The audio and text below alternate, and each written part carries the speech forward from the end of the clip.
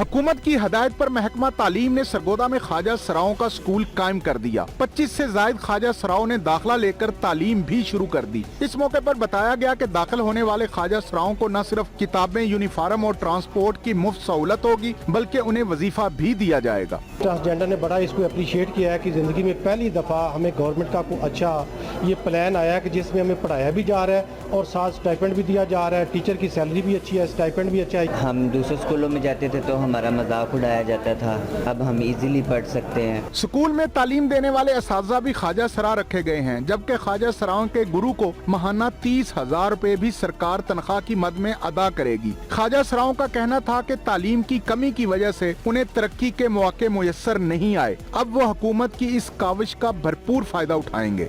हमारी कम्युनिटी वैसे भी मार्जिनलाइज कम्युनिटी है, पढ़ी लिखी भी नहीं है, रोज़गार भी नहीं है, तो हमारी बहुत सारी तवक्कुआत जो हैं अब मुंसलिक हो चुकी हैं इस स्कूल की वजह से।